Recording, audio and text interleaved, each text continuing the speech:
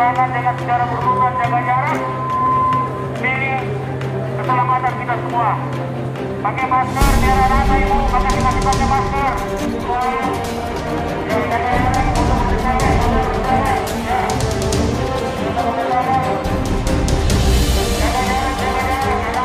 Sekali lagi saya akan tutup. Saya tidak melarang perdagangan dalam bisnis, oke? Tapi protokol kesehatan wajib.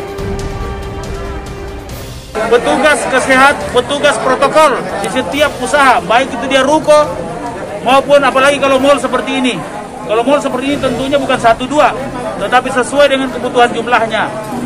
Dan yang ketiga adalah menyelenggarakan Zoom monitoring, yaitu monitoring lewat HP yang akan dimonitoring langsung di kecamatan, sehingga karena Zoom itu 2 arah, kita bisa menegur secara virtual.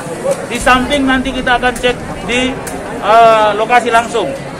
Nah, yang berikutnya kita akan mengaktifkan protokol pintu masuk yang tadi saya ajari dengan penanggung jawab di sini, bahwa kalau di sini ada 670-an tinen yang berjualan, diasumsikan satu tinen 5, berarti 3.350 kapasitas yang diperkenankan di gedung ini. Sehingga menghitung orang masuk di pintu masuk dan menghitung orang keluar di pintu keluar, maka itu yang kita akan hitung. Akan membedakan pintu masuk dan pintu keluar.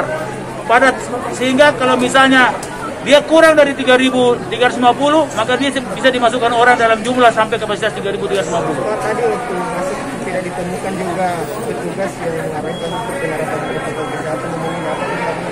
Besok saya akan panggil teguran langsung pertama, dan bisa saja teguran kedua tidak dibutuhkan untuk menutup mal ini.